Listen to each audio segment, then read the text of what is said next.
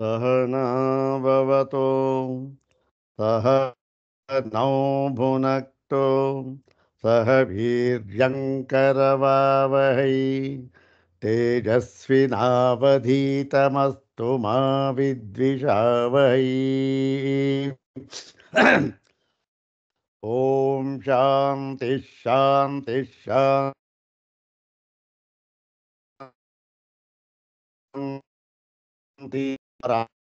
पद्मभुवं वसिष्ठं शक्तिं च तत्पुत्रपराशरं च व्यासं शुकं गौडपदं महान्तं गोविन्दयोगीन्द्रमथस्य शिष्यं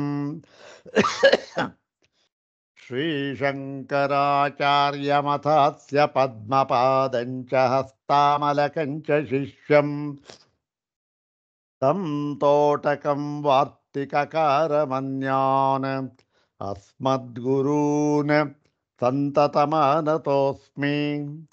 शङ्करं शङ्कराचार्यं केशवं बादरायणं सूत्रभाष्यकृतौ वन्दे भगवन्तौ पुनः पुनः। सूत्रभाष्यप्रणेतारौ वेदान्ताब्जप्रभाकरौ वन्दे परस्परात्मानौ बादरायणशङ्करौ श्रुतिस्मृतिपुराणानाम् आलयं करुणालयं नमामि भगवत्पादं शङ्करं लोकशङ्करम्। नमामि भगवत्पादशङ्करं लोकशङ्करं वन्दे तं सच्चिदानन्दं यतिवर्यं महामतिं वेदवेदान्तसारज्ञं सद्गुरुं प्रणतोऽस्म्यहं सदाशिवसमारम्भां शङ्कराचार्यमध्यमाम् अस्मदाचार्यपर्यन्तां वन्दे गुरुपरम्पराम्।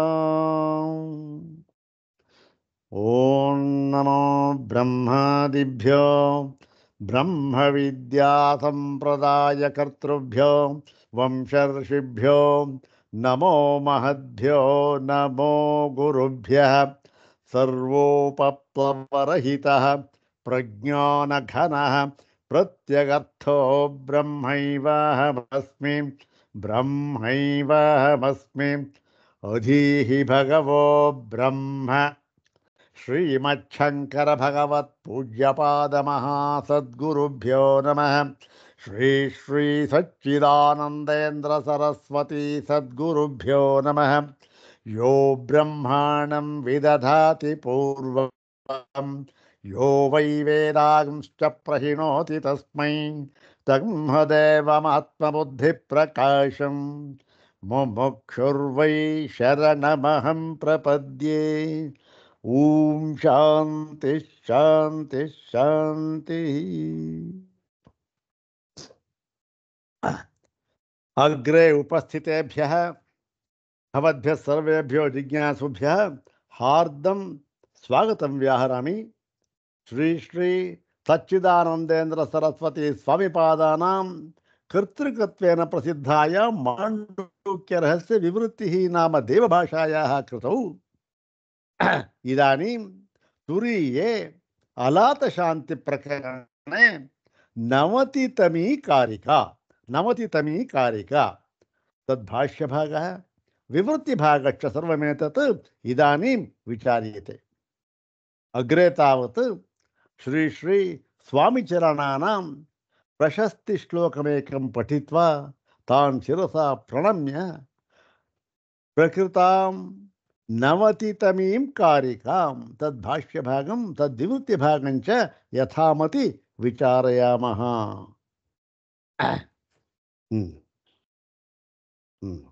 ॐ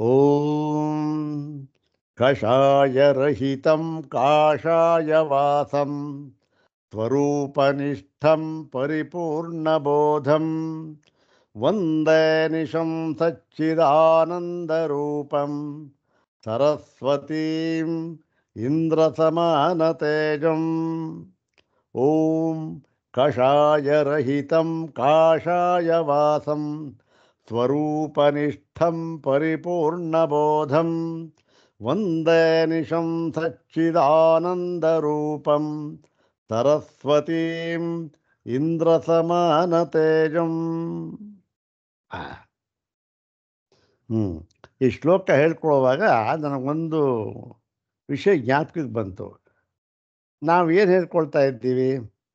ಈ ಒಂದು ನವತಿ ತಮೀಂ ಕಾರ್ಯಕಾಮ ಅಂತ ಏಕೋದ ನವತಿ ತಮೀಂ ಕಾರ್ಯಕಾಮ ಹೇಳ್ಕೊಂಡು ಆ ಸಂಖ್ಯೆ ಹೇಳ್ಕೊಂಡು ತದ್ಭಾಷ್ಯ ಭಾಗಂ ತದ್ವಿಭೂತಿ ಭಾಗಂಚ ಯಥಾಮತಿ ವಿಚಾರಯಾಮಃ ಅಂತ ಹೇಳ್ತಾ ಇದ್ದೀವಿ ಅಲ್ವಾ? ಈಗ ಈ ಶ್ಲೋಕ ನಾವು ಹೇಳ್ತಾ ಇರೋವಾಗ ಒಂದು ನನ್ನ ಮನಸ್ಸಿಗೆ ಬಂತು. ಯಾಕೆ ಯಥಾಮತಿ ವಿಚಾರಯಾಮಃ ಅಂತಕ್ಕಂಥದ್ದು ಎಷ್ಟರ ಮಟ್ಟಿಗೆ ಸರಿಯಾಗಿದೆ? ಯಥಾಮತಿ ಅಂದರೆ ಏನು? ನನ್ನ ಬುದ್ಧಿ ಎಷ್ಟಿದೆಯೋ ಅಷ್ಟು ಹೇಳ್ತೇನೆ ಅಂತ. ನನ್ನ ಬುದ್ಧಿ ಏನಾಗಿರ್ಬೋದು? ತಪ್ಪಾಗಿರ್ಬೋದು, ಅಥವಾ ಅನ್ಯಥಾ ಆಗಿರ್ಬೋದು, ಇನ್ನೊಂದಾಗಿರ್ಬೋದು. ಸ್ವಾಮಿಗಳ ಹೃದಯವನ್ನು ಸರಿಯಾಗಿ ಅದು ಆ ಒಂದು ಬೆಳಕಿಗೆ ತರದೇ ಇರ್ಬೋದು. ಇವೆಲ್ಲ ಇರುತ್ತೆ.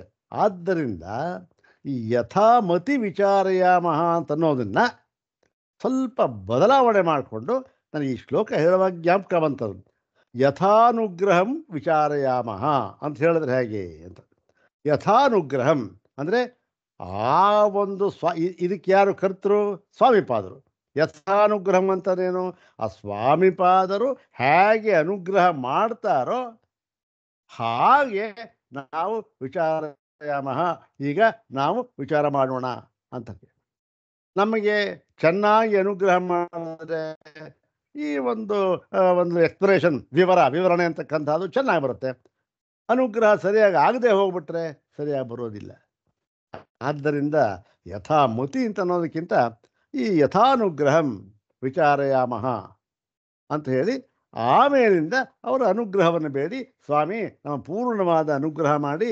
ಯಾಕೆ ಅಂತಂದರೆ ನಿಮ್ಮ ಒಂದು ಮನಸ್ಸಿನಲ್ಲಿ, ಹೃದಯದಲ್ಲಿ ಈ ಒಂದು ಕಾರಿಕೆಗೆ ವಿವೃತ್ತಿಯನ್ನು ಬರೆಯುವಾಗ ಯಾವ ಯಾವ ಅಭಿಪ್ರಾಯವಿತ್ತೋ ಅವೆಲ್ಲವೂ ಕೂಡ ಈ ನನ್ನ ಮತಿಗೆ ಹೊಳೆಯಲಿ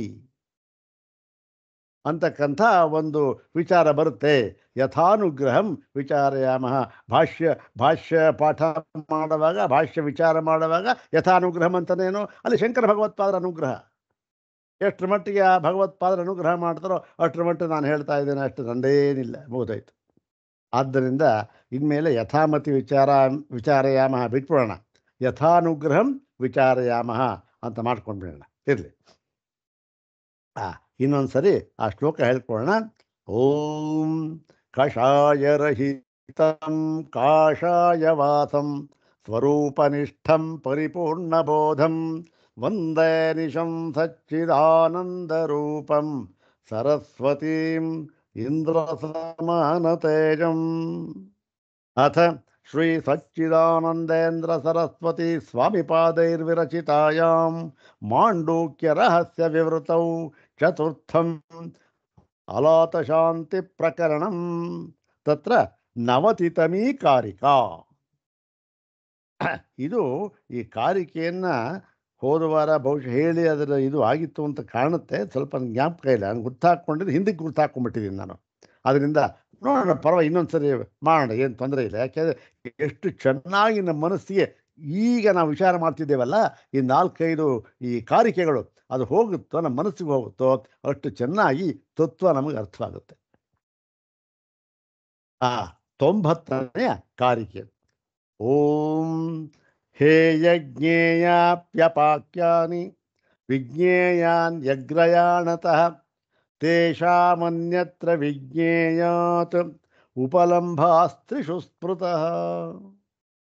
ಓಂ ಹೇ ಯಜ್ಞೇಯಾಪ್ಯಪಾಕ್ಯಾನಿ ವಿಜ್ಞೇಯಾನ್ ಯಗ್ರಯಾಣತಃ ತೇಷಾಮನ್ಯತ್ರ ವಿಜ್ಞೇಯಾತ್ ಉಪಲಂಭಾಸ್ತ್ರಿಷು ಸ್ಮೃತಃ. ಹೇ ಯಜ್ಞೇಯಾಪ್ಯಪಾಕ್ಯಾನಿ ಒಂದೇ ಪದ ಇದು. ವಿಜ್ಞೇಯಾನಿ ಅಗ್ರಯಾಣತಃ. ಅಗ್ರಯಾಣತಃ ಪ್ರಾಥಮ್ಯೇನ ಇತ್ಯರ್ಥ, ಪ್ರಥಮತಃ ಅಂತ ಅರ್ಥ ಅಷ್ಟೆ. ಪ್ರಾಥಮ್ಯೇನ ಅಗ್ರಯಾಣತಃ ತೇಷಾಂ ಅನ್ಯತ್ರ ವಿಜ್ಞೇಯಾತ್ ಅನ್ಯತ್ರ ವಿಜ್ಞೇಯಾತ್ ಉಪಲಂಭಾಃ ತ್ರಿಷು ಮೃತಃ. ಇದು ವಿಭಾಗ ಕ್ರಮ, ಪದಗಳ ವಿಭಾಗ ಕ್ರಮ. ಅನ್ವಯ ಹೇಗಾಗುತ್ತೆ? ಅನ್ವಯ ಸ್ವಲ್ಪ ಹೆಚ್ಚು ಕಡಿಮೆ ಒಂದೇ ಥರ ಇದೆ. ಹೇಯ ಜ್ಞೇಯಾಪ್ಯಪಾಕ್ಯಾನಿ, ಅಲ್ಲಿ ಏನು ಈ ಒಂದು ವಿಜ್ಞೇಯ ಅಂತ ಏನಿದೆಯಲ್ಲ ಅದನ್ನ 4 ಭಾಗವನ್ನು ಮಾಡಿ ಹೇಯ, ಜ್ಞೇಯ, ಆಪ್ಯ ಮತ್ತೆ ಪಾಕ್ಯ. ಹೇಯ ಜ್ಞೇಯಾಪ್ಯ ಪಾಕ್ಯ ಅಂದ್ರೇನು? ಹೇಯಂಚ ಜ್ಞೇಯಂಚ ಆಪ್ಯಂಚ ಪಾಕ್ಯಂಚ ಏನು? ಹೇಯ ಜ್ಞೇಯಾಪ್ಯ ಪಾಕ್ಯಾನಿ ದ್ವಂದ್ವ ಸಮಾಸ, ಹೋಗ್ತಾನೆ. ಹೀಗೆ ಹೇಯ ಜ್ಞೇಯಾಪ್ಯಪಾಕ್ಯಾನಿ ಅಗ್ರಯಾಣತಃ ಪ್ರಥಮತಃ ಪ್ರಾಥಮ್ಯೇನ ಅಗ್ರೇಣ ವಿಜ್ಞೇಯಾನಿ ಅದೇನು? ಜ್ಞಾತವ್ಯಾನಿ. ತೇಷಾಂ ವಿಜ್ಞೇಯಾತ್ ಅನ್ಯತ್ರ. ವಿಜ್ಞೇಯಾತ್ ಅನ್ಯತ್ರ ಇತ್ಯುಕ್ತೆ ವಿಜ್ಞೇಯಂ ವಿಹಾಯ ಇತ್ಯರ್ಥ. ಹೇಯ ಜ್ಞೇಯ, ಜ್ಞೇಯ ಅಂದ್ರೆ ವಿಜ್ಞೇಯ, ಹೇಯ ವಿಜ್ಞೇಯ ಆಪ್ಯ ಪಾಕ್ಯ ಮೂರಿದೆಯಲ್ಲ, ಅಲ್ಲಿ ವಿಜ್ಞೇಯ ಅದನ್ಯತ್ರ. ವಿಜ್ಞೇಯ ಅಂತ ಅನ್ನೋದನ್ನ ಒಂದು ಬಿಟ್ಟರೆ ಇನ್ಯಾವುದು ಉಳ್ಕೊಳುತ್ತೆ? ಹೇಯ, ಆಪ್ಯ, ಪಾಕ್ಯ ಅಷ್ಟಾನೆ. ಈ 3 ಇದೆಯಲ್ಲ, ಈ 3ರಲ್ಲಿ ಏನಾಗಿದೆ? ಇದರ ಹಣೆ ಬರ ಏನಾಗಿದೆ? ಈ 3ರ ಅರಿವು ನಮಗಾಗ್ತಾ ಇದೆ. ಉಪಲಂಭ ಸುತ್ತ ಅರಿವು ಅಂದರೆ ಹೇಗೆ ಅರಿವಾಗ್ತಾ ಇದೆ ಅಂತಂದರೆ ಇವೆಲ್ಲವೂ ಕೂಡ ಕೇವಲ ಸಾಂವೃತಿಕವಾಗಿದೆ ಅಷ್ಟೆ. ಏನು? ಅವಿದ್ಯಾ ಕಲ್ಪಿತವಾಗಿವೆ ಎಲ್ಲ. ಯಾವುದಿದೆಯೋ ಅದು ಅಷ್ಟೇ.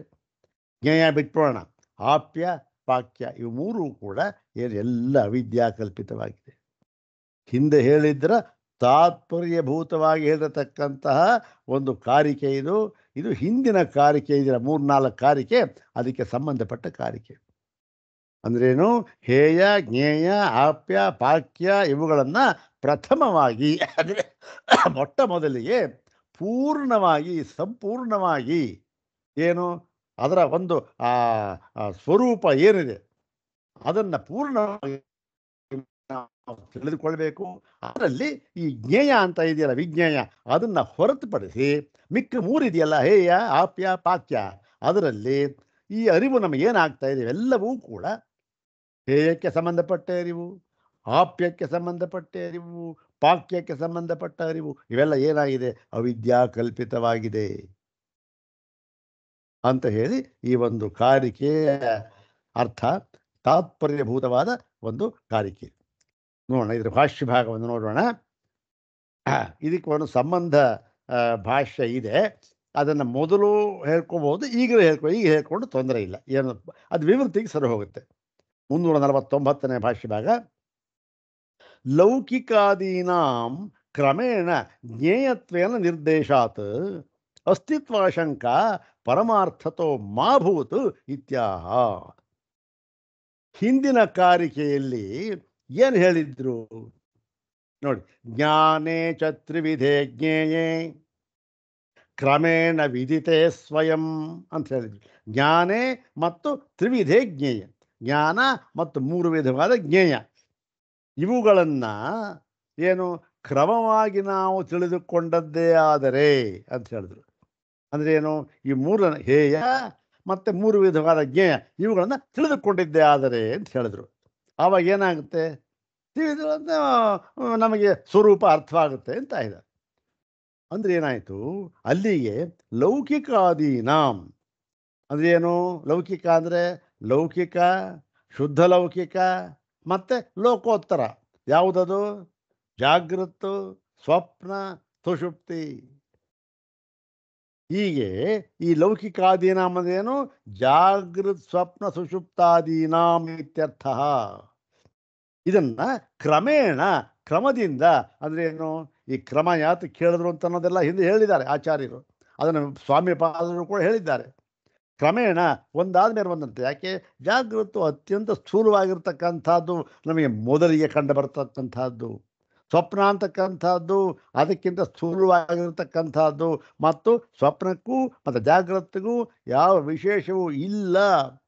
ಎಂಬುದಾಗಿ ತಿಳಿಯುವುದರ ಮೂಲಕ ಜಾಗೃತನ್ನು ಇಲ್ಲವಾಗಿಸಿಕೊಂಡು ನಿವಾರಿಸಿಕೊಂಡು, ಜಾಗೃತನ ಇಲ್ಲವಾಗಿಸಿಕೊಂಡು ದಾಟಿಕೊಂಡು ಅಂತಂದರೆ ಈ ಅರ್ಥ.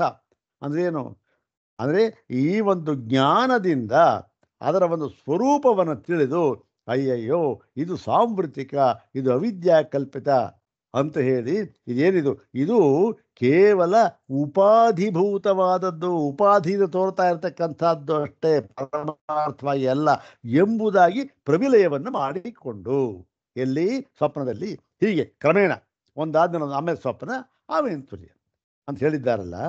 ಇದು ಹೀಗೆ ಹೇಳಿದ್ದಾರೆ, ಹೀಗೆ ನಿರ್ದೇಶಾತ್ ಹೀಗೆ ಹೇಳಿರುವುದರಿಂದ ಏನಾಯಿತು ಜಿಜ್ಞಾಸುಗಳಿಗೆ, ಓಹೋ ಇದು ಯಾವುದಿದು, ಈ ಲೌಕಿಕ ಮತ್ತು ಯಾವುದು ಜಾಗೃತು ಮತ್ತು ಶುದ್ಧ ಲೌಕಿಕ ಸ್ವಪ್ನ ಮತ್ತು ಲೋಕೋತ್ತರ ಸುಷುಪ್ತಿ ಇದೆಯಲ್ಲ, ಈ ಮೂರು ಅವಸ್ಥೆಗಳು ನಿಜವಾಗಿಯೂ ಕೂಡ ಪರಮಾರ್ಥವಾಗಿ ಪ್ರತಿಯೊಬ್ಬನಿಗೂ ಕೂಡ ತೋರ್ತಾ ಇದೆ ಎಂಬುದಾಗಿ ತಿಳಿದುಕೊಂಡು ಬಿಟ್ಟಾರು. ಎಲ್ಲಾದರೂ ಹಾಗೆ ತಿಳ್ಕೊಂಡ್ಬಿಟ್ಟಾರು, ಇದು ಪರಮಾರ್ಥ ಇದೆ ಅಂತ ತಿಳ್ಕೊಂಡ್ಬಿಟ್ಟಾರು ಅವಸ್ಥೆಗಳು ಅಂತ ಹೇಳಿ ಆ ಒಂದು ಪರಮಾರ್ಥ ಇದು ಇಲ್ಲ, ಪರಮಾರ್ಥವಾಗಿ ಇದ್ಯಾವುದೂ ಇಲ್ಲ, ಇದು ಕೇವಲ ಉಪಾಧಿಭೂತವಾಗಿರತಕ್ಕಂಥದ್ದು. ಏನು ಜಾಗೃತೆಂಬ ಉಪಾಧಿಯಿಂದ ಆ ಪರಮಾತ್ಮನನ್ನು ನೋಡಿದಾಗ ಅವನೇ ವೈಶ್ವಾನರ, ಸ್ವಪ್ನವೆಂಬ ಉಪಾಧಿಯ ಮೂಲಕ ಪರಮಾತ್ಮನ ಅದೇ ಪರಮಾತ್ಮ ಅವನನ್ನು ನೋಡಿದಾಗ ಏನಾಯಿತು, ಇವನು ಆ ತೈಜಸ, ಮತ್ತೆ ಸುಷುಪ್ತಿ ಎಂಬ ಉಪಾಧಿಯಿಂದ ಅದೇ ಪರಮಾತ್ಮನನ್ನೇ ನೋಡಿದಾಗ ಅವನಿಗೆ ಹೆಸರಾಯಿತು ಪ್ರಾಜ್ಞ ಅಂತಂತ.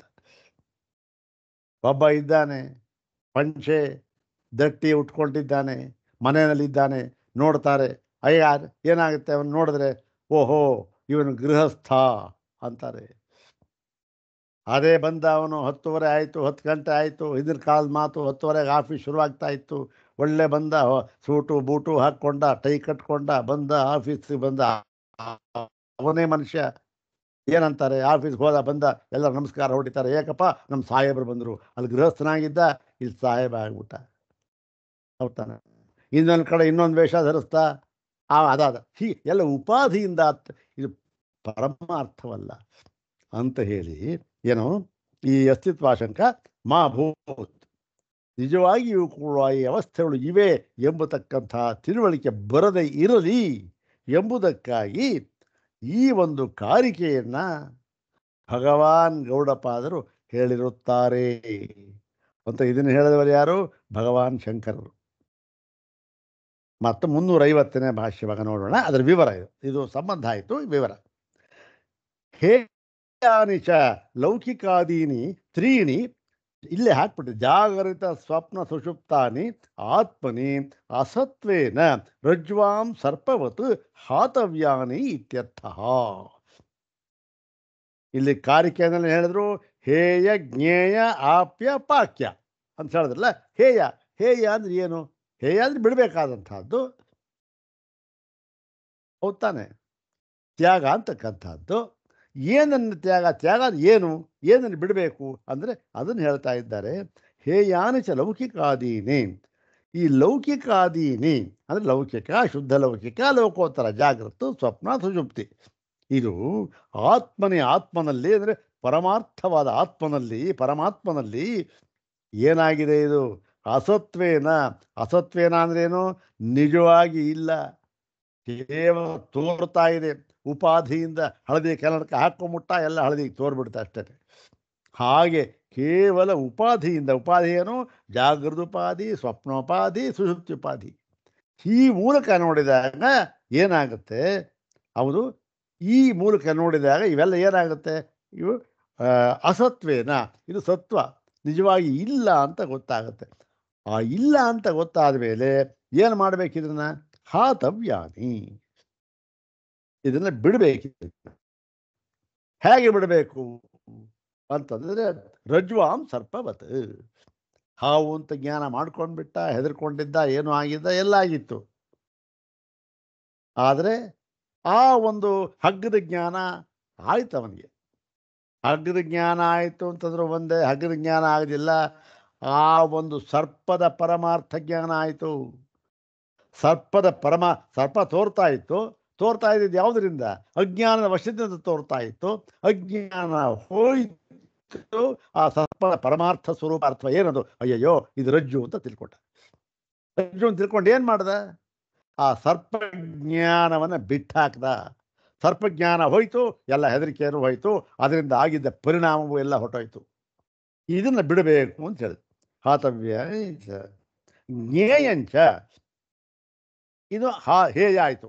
ಇನ್ನು ಜ್ಞೇಯ 4 ಇದೆಯಲ್ಲ, ಹೇಯ ಜ್ಞೇಯ ಪಾಕ್ಯ, ಯಾವುದು ಆಪ್ಯ ಪಾಕ್ಯ ಅಂತ 4 ಅದು ಹೇಯ ಆಯಿತು. ಜ್ಞೇಯ ಜ್ಞೇಯಂಚ ಇಹ ಚತುಷ್ಕೋಟಿ ವರ್ಜಿತಂ ಪರಮಾರ್ಥ ತತ್ವಂ.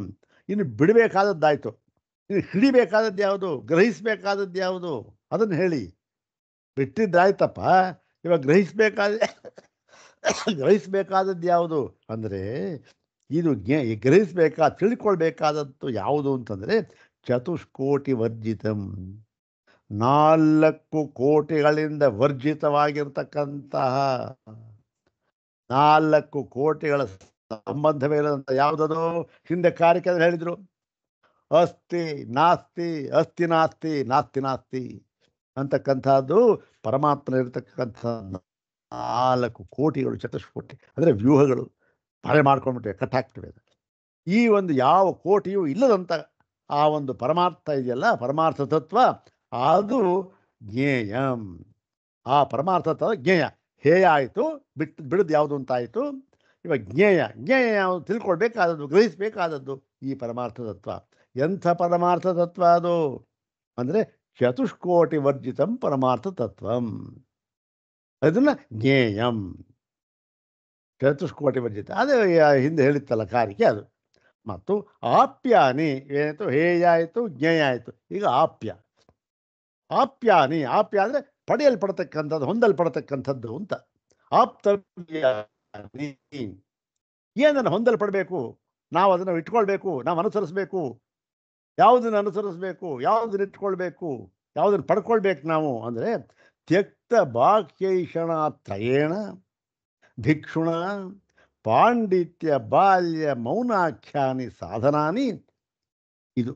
ಇದು ಏನಿದು? ಇದು ಆಪ್ಯಾನಿ, ಇದು ಪಡೆದುಕೊಳ್ಳತಕ್ಕಂಥದ್ದು. ಇದನ್ನು ನಾವು ಪಡೆದುಕೊಳ್ಳಬೇಕು. ಆಪ್ಯ ಯಾವುದದು? ತ್ಯಕ್ತ ಬಾಹ್ಯೈಷಣ ತ್ರಯೇಣ. ಈ ಈಷಣ ತ್ರಯಗಳು ಎಲ್ಲರಿಗೂ ಗೊತ್ತಿರತಕ್ಕಂಥದ್ದು ಪುತ್ರ, ವಿತ್ತ, ಲೋಕ. ಪುತ್ರೈಷಣ, ವಿತ್ತೈಷಣ, ಲೋಕೈಷಣ, ಇದು ಬಾಹ್ಯೈಷಣ ತ್ರಯಗಳಿವೆ. ಇದು ಭಿಕ್ಷುಣ ಅಂದರೆ ಯಾವನು ಜ್ಞಾನಿಯಾಗಿರ್ತಕ್ಕಂಥವನು, ಮತ್ತು ಅವನು ಏನು ಮಾಡ್ತಾನೆ? ಅದು ಯಾವುದನ್ನು ಪಡ್ಕೊಳ್ಬೇಕು ಅಂತಂದರೆ ಪಾಂಡಿತ್ಯ ಬಾಲ್ಯ ಮೌನಾಖ್ಯಾನಿ ಸಾಧನಾನಿ. ಪಾಂಡಿತ್ಯ, ಬಾಲ್ಯ ಮತ್ತು ಮೌನ ಎಂಬ ಈ ಹೆಸರಿನ ಸಾಧನೆಗಳನ್ನು ಅವನು ಅಂದ್ರೇನು? ಆಪ್ಯ ಇದು ಆಪ್ಯವಾದ ಸಾಧನೆಗಳು, ಇವನ್ನ ಪಡೆದುಕೊಳ್ಳಬೇಕು. ಅಂದರೆ ಬಿಡಬೇಕಾದದ್ದು ಯಾವುದು ಅಂತ ಗೊತ್ತಾಯಿತು. ಯಾಕೆ? ರಜ್ಜುವಿನಲ್ಲಿ ಹಾವಿನ ಜ್ಞಾನವಾಗಿತ್ತು, ಹಾವಿನ ಜ್ಞಾನ ಹೋಯಿತು, ಅದನ್ನು ಬಿಟ್ಟು ಹಾಕಿದ. ಹಾಗೆ ಈ ಒಂದು ಜ್ಞಾನವನ್ನು ಬಿಡಬೇಕು, ಸಾಮೂರ್ತಿಕ ಜ್ಞಾನವನ್ನು. ಮತ್ತು ಜ್ಞೇಯ ಯಾವುದು? ಪರಮಾರ್ಥ ತತ್ವ, ಚತುಷ್ಕೋಟಿ ವರ್ಜಿತವಾದ ಪರಮಾರ್ಥ ತತ್ವ, ಅದನ್ನು ಜ್ಞೇಯ ಅದು. ಮತ್ತು ಇವಾಗ ಆಪ್ಯ ಯಾವುದು? ಮೂರನೇದು ಅಂದರೆ ಎಲ್ಲ ಏಷಣ ತ್ರಯಗಳನ್ನು ಬಿಟ್ಟ ಭಿಕ್ಷು ಇದ್ದಾನಲ್ಲ, ಅವನು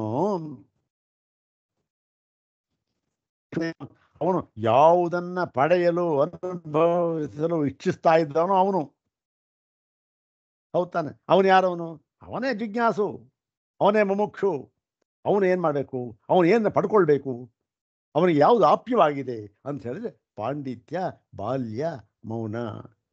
ಪಾಂಡಿತ್ಯಂ ನಿರ್ವಿದ್ಯ ಬಾಲ್ಯೇನ ತಿಷ್ಠಾಸೇತ್ ಇದೆಯಲ್ಲ ಬೃಹದಾರಣ್ಯಕದಲ್ಲಿ. ಅದರ ಪ್ರಕಾರ ಅವನೇನು ಮಾಡಬೇಕು? ಪಾಂಡಿತ್ಯ ಅಂತಂದ್ರೇನು? ಈ ಒಂದು ಆತ್ಮದ ಪರಮಾರ್ಥ ಜ್ಞಾನ, ಅದರ ಸರಿಯಾದ ತಿಳುವಳಿಕೆ, ಅದು ಪಾಂಡಿತ್ಯ. ಮತ್ತು ಬಾಲ್ಯ ಅಂತಕ್ಕಂಥದ್ದಕ್ಕೆ ಎರಡು ಅರ್ಥವನ್ನು ಮಾಡಿದ್ರು. ಎಲ್ಲೇ ಬೃಹದಾರಣ್ಯಕರಲ್ಲಿ ಮಾಡಿದ್ದಾರೆ ಮತ್ತು ಬೇರೆ ಕಡೆ ಹೇಳಿದ್ದಾರೆ. ಬಾಲ್ಯ ಅಂತಂದ್ರೆ ಏನು? ಈ ಒಂದು ಒಂದು ಈ ಭಾವ ಒಂದು, ಇನ್ನೊಂದು ಬಾಲ್ಯ ಅಂದ್ರೆ ಬಲದಿಂದ ಕೂಡಿರತಕ್ಕಂಥದ್ದು. ಬಲ, ಯಾವ ಬಲ ಇದೆಯಲ್ಲ ಹಿಂದೆ, ಯಾವುದು ತ್ಯಕ್ತ ಶೇಷಣ ಮತ್ತೆ ಈ ಬಲ ಯಾವುದು? ಪಾಂಡಿತ್ಯ, ಮೌನ, ಇಂಥ ಬಲ, ಇದರಿಂದ ಕೂಡಿರ್ತಕ್ಕಂಥದ್ದು ಬಾಲ್ಯ. ಮತ್ತು ಇನ್ನೊಂದು ಬಾಲ್ಯ ಅಂದರೆ, ಈ ಬಾಲ್ಯ ಅಂದರೆ ಯಾವ ವಿಧವಾದ ಒಂದು ಕಾಪಟ್ಯ, ವಂಚನೆ, ಅನ್ಯಥಾ ಅನ್ಯಥಾ ಕರ್ತವ್ಯತ್ವ ಇವೆಲ್ಲ ಯಾವುದೂ ಇಲ್ಲ. ಬಾಲ್ಯ ಹುಡುಗನ ಮುಗ್ಧ ಅಂತ ಹೇಳು ಹಾಗಿರಬೇಕು. ಇದು ಸಾಧನೆಗಳು. ಇದನ್ನ ಆಪ್ತವ್ಯಾನಿ ಅಳವಡಿಸಿಕೊಳ್ಳಬೇಕು. ಏನಾದರೂ ಬಿಟ್ಟಿದ್ದಾಯ್ತು, ಯಾವ್ದು ತಿಳ್ಕೊಳ್ಬೇಕು ಅಂತ ಹೇಳಿದ್ದಾಯ್ತು, ಮತ್ತೆ ಯಾವುದನ್ನು ಪಡ್ಕೊಳ್ಬೇಕು, ನಾವು ಅನುಸರಿಸಬೇಕು ಅದನ್ನು ಹೇಳಿದ್ದಾಯ್ತು. ಈಗ ಕೊನೆಯದು ಹೇಳ್ತಾ ಇದ್ದಾರೆ, ಪಾಕ್ಯಾನಿ. ಪಾಕ್ಯ ಅಂದ್ರೆ ಏನು? ಪಾಕ್ಯ ಅಂದರೆ ಚೆನ್ನಾಗಿ ಪಚನವನ್ನು ಮಾಡುವುದಕ್ಕೆ ಯೋಗ್ಯವಾಗಿರತಕ್ಕಂಥದ್ದು. ಹೌದು ತಾನೆ? ಪಕ್ತು ಯೋಗ್ಯಂ, ಅಷ್ಟೆ. ಪಚನ ಯಾವುದನ್ನು ನಾವು ಜೀರ್ಣಿಸ್ಕೊಳ್ಬೇಕು ಅಂತಂತಂದರೆ, ರಾಗ ದ್ವೇಷ ಮೋಹಾದಯೋ ದೋಷ ಕಷಾಯಾಖ್ಯಾನಿ ಪಕ್ತವ್ಯಾನಿ. ಇದನ್ನು ನಾವು ಚೆನ್ನಾಗಿ ಬೇಯಿಸಾಕ್ಬಿಡ್ಬೇಕಿದ್ದ. ಯಾವುದನ್ನ? ರಾಗ ದ್ವೇಷ ಮೋಹ. ಈ ರಾಗ ದ್ವೇಷ ಮೋಹಾದಿಗಳಿಗೆ ಒಂದೇ ಒಂದು ಹೆಸರೇನು? ಅದಕ್ಕೆ ಕಷಾಯ ಅಂತ ಹೆಸರು. ಕಷಾಯ ಅಂದರೆ ಈ ದೋಷ, ರಾಗ ದ್ವೇಷ ಮೋಹ ಮುಂತಾದವುಗಳು, ಇವಕ್ಕೆ ಕಷಾಯ. ಅದಕ್ಕೆ ನಾವು ಹೇಳ್ತೀವಲ್ಲ, ಕಷಾಯ ರಹಿತಂ ಕಾಷಾಯ ವಾಸಂ ಕಷಾಯ ರಹಿತಂ. ಈ ಮೂರು ದೋಷಗಳು ಇಲ್ಲದೆ ಇರತಕ್ಕಂಥವನು ಕಷಾಯ ರಹಿತ. ಅದು ಸ್ವಾಮಿಪಾದರು ಹೇಳ್ತಕ್ಕಂಥ ಇದ್ದು ಆ ಶ್ಲೋಕ ಚೆನ್ನಾಗಿದೆ. ಕಷಾಯ ರಹಿತ. ಈ ಕಷಾಯ ಅಂದರೆ ಈ ರಾಗದ್ವೇಷ ಮೋಹ ಅಂತ ಅನ್ನೋದು ಇಲ್ಲೂ ಬರುತ್ತೆ ನೋಡಿ. ಎಲ್ಲಿ? ಛಾಂದೋಗ್ಯದಲ್ಲಿ ತಸ್ಮೈ ಮೃದಿತ ಕಷಾಯಾಯ. ಎಲ್ಲ ಕಷಾಯಗಳಿಂದಲೂ ಕೂಡ ದೂರವಾಗಿರತಕ್ಕಂತಹ ಅವನಿಗೆ ಹೇಳ್ತಾನೆ, ನಾರದನಿಗೆ ಅಂತ ಹೇಳ್ತಾನೆ ಅವನು. ಅಲ್ಲಿ ಕಷಾಯ ಅಂದರೆ ದೋಷ. ಕಷಾಯ ಹಾಕಿ ಪಕ್ತವ್ಯ, ಇದನ್ನು ಚೆನ್ನಾಗಿ ಬೇಯಿಸಿ ಬೆಂದು ಚೆನ್ನಾಗಿ ಪಕ್ವ ಮಾಡ್ಕೊಂಡು ಜೀರ್ಣಿಸ್ಕೊಳ್ಬೇಕು. ಮತ್ತು ಈ ನಾಲ್ಕಾಯ್ತಲ್ಲ ಈಗ. ಸರ್ವಾಣಿ ಏತಾನಿ ಹೇಯ ಜ್ಞೇಯ ಆಪ್ಯ ಪಾಕ್ಯಾನಿ ವಿಜ್ಞೇಯಾನಿ ಭಿಕ್ಷುಣ ಉಪಾಯತ್ವೇನ ಇತ್ಯರ್ಥ. ಈ ಸರ್ವಾಣಿ, ಈ ಎಲ್ಲ ನಾಲ್ಕು ಸಾಧನಗಳು ಇದೆಯಲ್ಲ, ಹೇಯ ಜ್ಞೇಯ ಪಾಕ್ಯ ಆಪ್ಯ ಪಾಕ್ಯ, ಇವುಗಳನ್ನು ನಾವು ತಿಳಿದುಕೊಳ್ಳಬೇಕು, ಅಳವಡಿಸಿಕೊಳ್ಳಬೇಕು. ಹೇಗೆ ಅಂತಂದರೆ, ಯಾರು ಅಳವಡಿಸ್ಕೊಳ್ಬೇಕು? ಜಿಜ್ಞಾಸು ಮುಮುಕ್ಷು. ಹೇಗೆ, ಏನಂತ ತಿಳ್ಕೊಂಡು ಅಳವಡಿಸ್ಕೊಳ್ಬೇಕು ಅಂದರೆ, ಉಪಾಯತ್ವೇನ ಅಂತಂದ್ರೇನು? ಮೋಕ್ಷವನ್ನು ಪಡೆಯುವುದಕ್ಕೆ, ಅಂದರೆ ಸಂಸಾರದಿಂದ ನಿವೃತ್ತಿಯಾಗುವುದಕ್ಕೆ. ಯಾವುದು? ಈ ಎಲ್ಲ ಈ ದ್ವಂದ್ವಾತ್ಮಕವಾದ ಸಂಸಾರ ಇದೆಯಲ್ಲ, ಇದರಿಂದ ನಿವೃತ್ತನಾಗಿ ಮೋಕ್ಷ ಸ್ಥಿತಿಯನ್ನು ಹೊಂದುವುದಕ್ಕೋಸ್ಕರ ಉಪಾಯವಾಗಿ ಇದನ್ನು ನಾವು ತಿಳಿದುಕೊಳ್ಳಬೇಕು. ಇದು ಉಪಾಯ ಸಾಧನ, ಇದು ಅಷ್ಟೆ. ಯಾವುದು? ಇದು ನಾಲ್ಕು ಕೂಡ ಅಂಥೇಳಿ ಉಪಾಯ ಇದು. ಮತ್ತು ಇದನ್ನು ಹೇಗೆ? ಇದು ಅಗ್ರಯಾಣತಃ ಅಂದರೆ ಪ್ರಥಮತಃ, ಪ್ರಾಥಮ್ಯೇನ ಅಗ್ರೇಣ ಇತ್ಯರ್ಥ. ಮೊಟ್ಟ ಮೊದಲು ಇದನ್ನು ಮಾಡ್ಕೊಳ್ಳಿ. ಅದೇನು? ಮುಮುಕ್ಷುವಾದವನು ಅಂದರೆ, ಓಹೋ, ನಾನು ಈ ಸಂಸಾರ ಬಂಧನದಿಂದ ಮುಕ್ತನಾಗಬೇಕು ಎನ್ನುವ ಇಚ್ಛೆಯುಳ್ಳ ಯಾವನೇ ಆದರೂ ಪ್ರಥಮತಃ ಅಂದರೆ ಮೊಟ್ಟ ಮೊದಲನೇ ಹಂತ ಏನು ಮಾಡಬೇಕು? ಈ ಒಂದು ಹೇಯ ಜ್ಞೇಯ ಆಪ್ಯ ಪಾಕ್ಯ ಇವುಗಳನ್ನು ಚೆನ್ನಾಗಿ ತಿಳಿದುಕೊಳ್ಳಬೇಕು ಅಂತ. ಇದು ಪ್ರಥಮದ. ತೇಷಾಂ ಹೇಯಾದೀನಾಂ, ಇದು ಪೂರ್ವಾರ್ಧಕ್ಕಾಯಿತು. ಇನ್ನು ಉತ್ತರಾರ್ಧ ತೇಷಾಮನ್ಯತ್ರ ವಿಜ್ಞೇಯಾತ್. ಅಂತಿದೆ. ಅದಕ್ಕೆ ಭಾಷಣ ಬರಿತಾ ಇದ್ದಾರೆ ಭಗವತ್ಪಾದ ಶಂಕರರು. ತೇಷಾಂ ಹೇಯಾದೀನಾಂ ಅನ್ಯತ್ರ ವಿಜ್ಞೇಯಾತ್. ಅಂದರೆ ಈ ಹೇಯಾದೀನಾಂ, ಹೇಯಾದೀನಾಂ ಅಂದ್ರೇನು? ಹೇಯಾದೀನಾಂ ಚತುರ್ನಾಮ್ ಇತ್ಯರ್ಥ. ಈ ನಾಲ್ಕಿದೆ, ಚತುರ್ನಾಮ್ ಅಂತಂದ ನಾಲ್ಕು. ಈ ಹೇಯವಂತ ನಾಲ್ಕಿದೆಯಲ್ಲ, ಅದರಲ್ಲಿ ಏನಾಯ್ತು? ಅನ್ಯತ್ರ ವಿಜ್ಞೇಯಾತ್.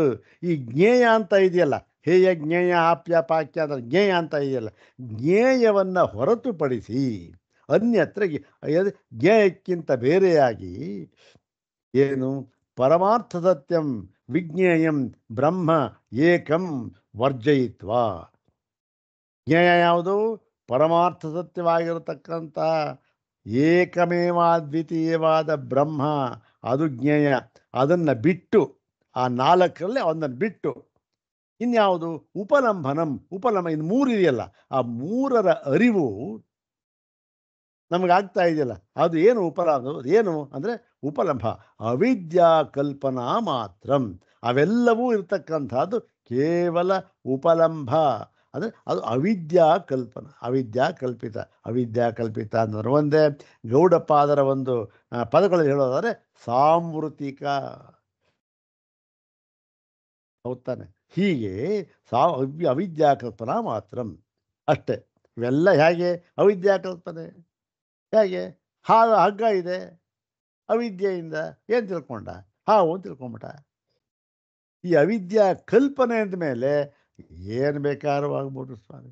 ಏನಾದ್ರೂ ಹಾವು ಅಂತಲೇ ತಿಳ್ಕೊಳ್ಬೇಕು ಅಂತ ಏನು ನಿಯಮ ಇಲ್ಲ.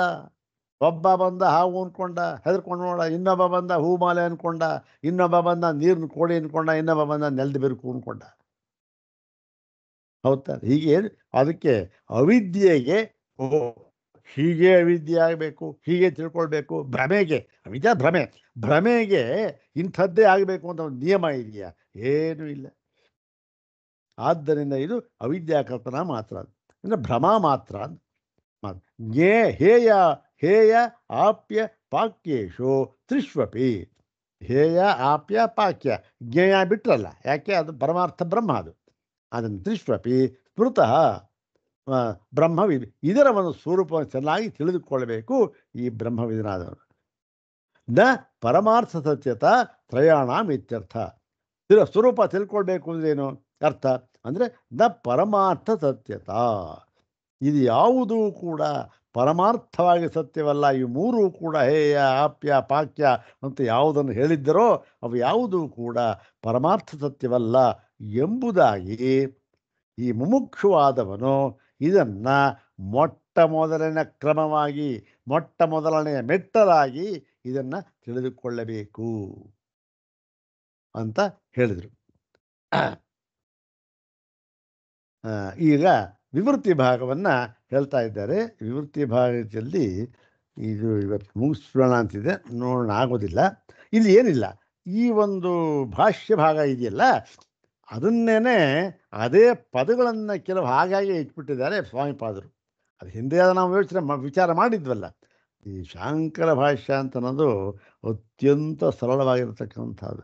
ಯಾವ ಒಂದು ವ್ಯಾಖ್ಯಾನವೂ ಕೂಡ ಅದಕ್ಕೆ ಬೇಕಿಲ್ಲ, ಆದರೆ ಅಷ್ಟೇ ಗಂಭೀರವಾದದ್ದು. ಏನದು?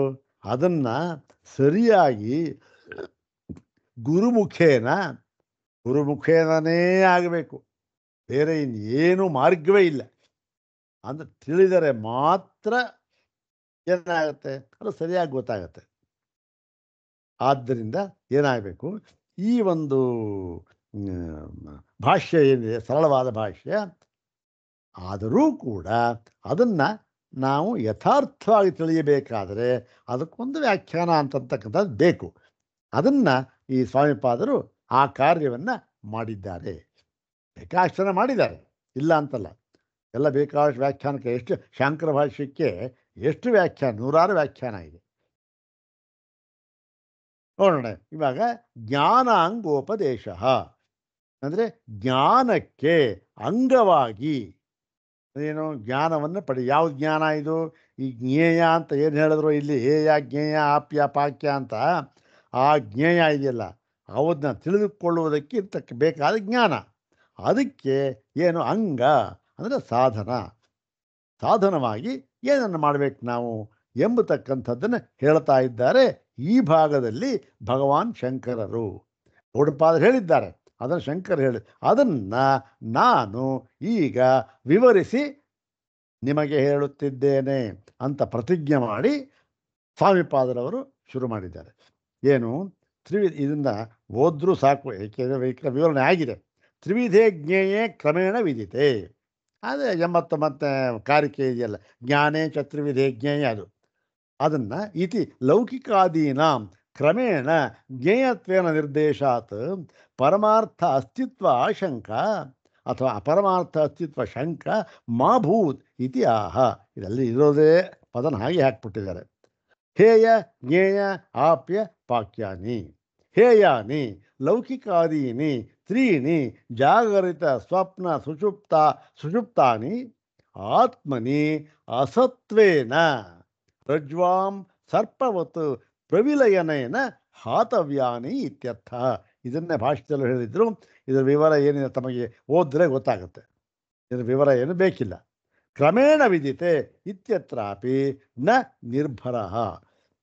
ಈ ಕ್ರಮೇಣ ವಿದಿತೆ ಅಂತ ಹಾಕಿದ್ದಾರಲ್ಲ, ಏನು ಮೊಟ್ಟ ಮೊದಲು ಸ್ಥೂಲ ಜಾಗೃತ್ತು, ಆಮೇಲೆ ಸೂಕ್ಷ್ಮ, ಆಮೇಲೆ ಸೂಕ್ಷ್ಮತರ ಅಂತ ಹೀಗೆ ಹೇಳಿದ್ದಾರಲ್ಲ, ಇದು ಕ್ರಮೇಣ ಅಂತ ಹಾಕಿರತಕ್ಕಂಥದ್ರಲ್ಲಿ ಯಾವ ಒಂದು ನಿರ್ಭರ ಅಂತಂದರೆ ಒಂದು ವಿಶೇಷವಾದ ಒಂದು ತಿಳುವಳಿಕೆ ಆಗಲಿ ಜ್ಞಾನವಾಗಲಿ ಅತಿಶಯವಾದ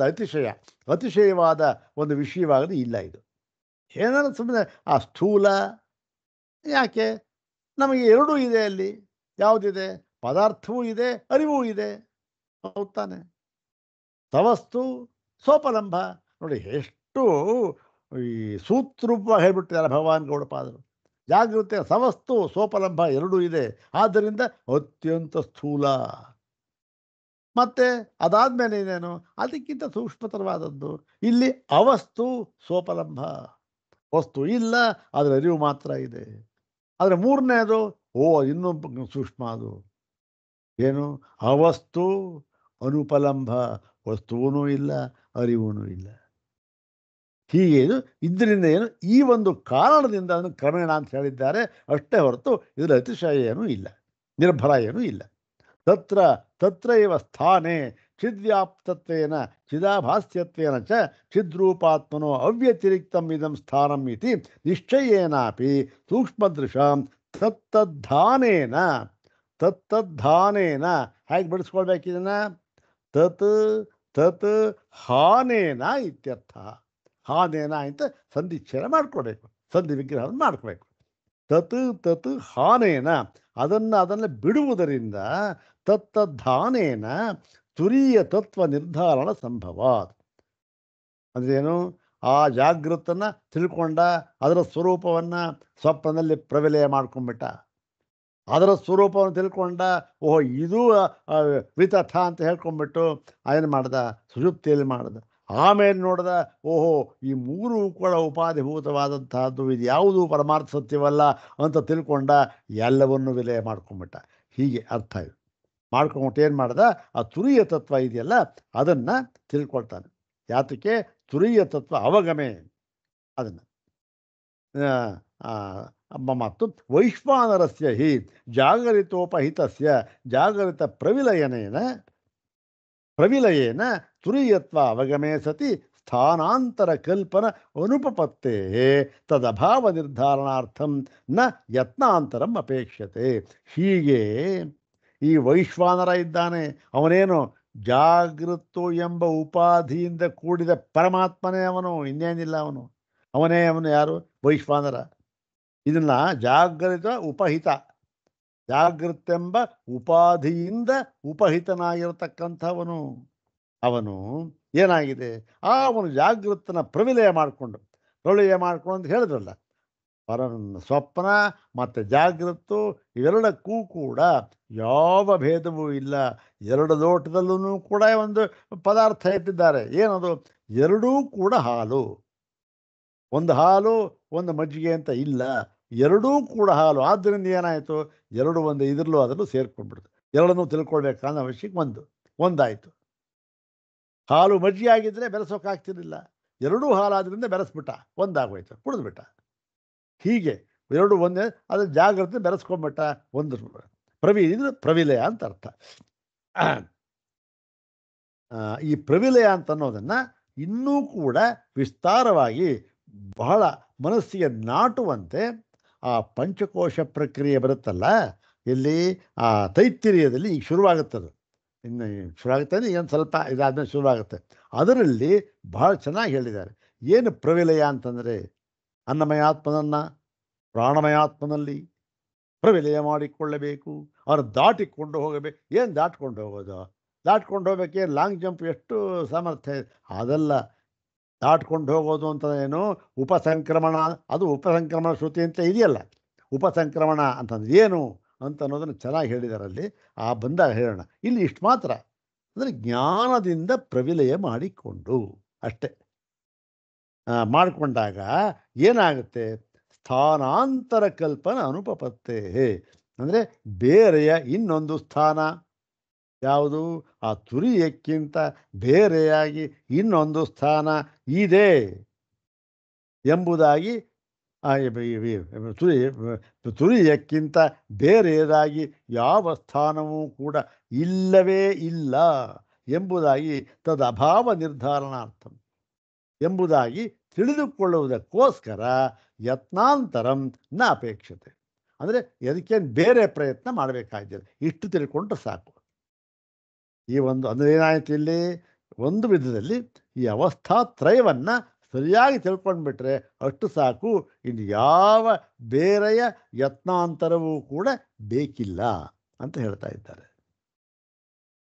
ಮತ್ತು ಅಷ್ಟನ್ನು ಹೇಳಿ ಇಲ್ಲಿ ಮಾಡ್ತಾರೆ, ಯತ್ನಾಂತರ ಅಪೇಕ್ಷತೆ. ಆದರೂ ಕೂಡ ಇದನ್ನು ಹೇಳಿಬಿಟ್ಟಿದ್ದಾರಲ್ಲ, ಬೇರೆ ಇಲ್ಲ. ತಥಾಪಿ ಮಂದ ಮಧ್ಯಮ ಧಿಯಾಂ ಅನುಗ್ರಹಾರ್ಥಂ ಯಥಾ ಪ್ರಸಿದ್ಧಿ ಕ್ರಮೇಣ ಸ್ಥಾನ ಪ್ರವಿಲಯ ಶ್ರುತ್ಯುಪದಿಶ್ಯತೆ ಇತಿ ಬೋಧ್ಯ. ಆದರೂ ಕೂಡ ಇದು ಮಂದ ಮಧ್ಯಮಾಧಿಕಾರಿಗಳಿಗೆ ಅವರನ್ನು ಕುರಿತು ಹೇಳಿದ ಮಾತು. ಏನು ನೋಡ್ರಿ, ಜಾಗೃತ್ತು ಅಂತ ಇದೆ ಮತ್ತು ಸ್ವಪ್ನ ಅಂತ ಇದೆ. ಆ ಜಾಗೃತನ ಸ್ವಪ್ನದಲ್ಲಿ ಪ್ರವಿಲಯ ಮಾಡಿಕೊಳ್ಬೇಕು. ಇವೆಲ್ಲ ಯಾತಕ್ಕೆ ಹೇಳಿದ್ರು ಅಂತಂದರೆ, ಈ ಒಂದು ಮಧ್ಯಮಾಧಿಕಾರಿಗಳು ಹೇಳಿದ ಮಾತು ಅಷ್ಟೆ ಅಂತ ಹೇಳಿದ್ದಾರೆ. ಇನ್ನು ಉಳಿದ ಭಾಗವನ್ನು ನಾಳೆ ಪಾಠ ಇಲ್ಲ, ಯಾಕಂದರೆ ಸ್ವರ್ಣಗೌರಿ ಬರ್ತಾ ಇದೆ. ಆದ್ದರಿಂದ ನಾಳೆ ಪಾಠ ಇಲ್ಲ. ಮತ್ತು ಇನ್ನು ಪುನಃ ಸೋಮವಾರ ಸೂತ್ರಭಾಷ್ಯ ಪ್ರಾರಂಭವಾಗುತ್ತೆ. ಅದನ್ನು ಈ ಭಾಗವನ್ನು ಮುಂದಿನ ಗುರುವಾರ ನೋಡೋಣ. ಎಲ್ಲರಿಗೂ ಕೂಡ ಗೌರಿ ಹಾಗೂ ಗಣೇಶ ಉತ್ಸವದ ಶುಭಾಶಯಗಳು. ಆ ಒಂದು ಭಗವತಿ ಗೌರಿ ಸರ್ವಾತ್ಮಿಕ ಹೌದಾನೆ, ಇವಳು ಇದೇ ವಿಚಾರ ಬರುತ್ತೆ ಮುಂದಿನ ತಿಂಗಳು ಒಂದು ಪ್ರವಚನ ಇದೆ. ನಿರ್ದ್ವೈತ ದ್ವೈತವರ್ಜಿತ ಅಂತಕ್ಕಂಥದ್ದು, ಏಕಾಕಿನಿ ಅಂತಕ್ಕಂಥದ್ದು ಏನು, ಏಕಾಕಿನಿ ಭೂಮರೂಪ ಅಂತಕ್ಕಂಥ ಅದೆಲ್ಲ ಹೇಳ್ತಾರೆ. ಲಕ್ಷಣ ಅಂತಕ್ಕಂಥದ್ದು ಇದು ಲಕ್ಷಣ ಅರ್ಥ ಇದೆ, ಅದನ್ನು ಹೇಳ್ತಾರೆ. ಇಂಥ ಒಂದು ಆ ದೇವಿ ಅನುಗ್ರಹವಾಗಲಿ. ಮತ್ತು ಯಾವನಿವನು ಪ್ರಥಮ ವಂದ್ಯ, ಯಾರು? ವಿನಾಯಕ ಪ್ರಥಮ ವಂದ್ಯ ಅವನು. ಇವನ ಅನುಗ್ರಹನೂ ಕೂಡ ನಮಗಾಗಲಿ. ಎಲ್ಲ ಈ ಭಾಷ್ಯ ವಿವೃತ್ತಿ ಇವೆಲ್ಲದರ ಜ್ಞಾನ ನಮಗೆ ಸಂಪೂರ್ಣವಾಗಿ ಬಂದು ನಾವು ಈ ಸಂಸಾರದಿಂದ ಮುಕ್ತರಾಗುವಂತೆ ಆಗಲಿ, ಎಲ್ಲರಿಗೂ ಕೂಡ ಒಳ್ಳೆಯದಾಗಲಿ ಅಂಥೇಳಿ ಪ್ರಾರ್ಥನೆ ಮಾಡ್ತಾ ಈ ಒಂದು ಕಾರ್ಯಕ್ರಮವನ್ನು ಮುಗಿಸ್ತಾ ಇದ್ದೇವೆ. ಮುಂದಿನ ಸೋಮವಾರ ನಾವು ಭೇಟಿಯಾಗೋಣ. ನಮಸ್ಕಾರ. ಓಂ ಶಾಂತಿ ಶಾಂತಿ ಶಾಂತಿ. ಓಂ ತತ್ಸತ್.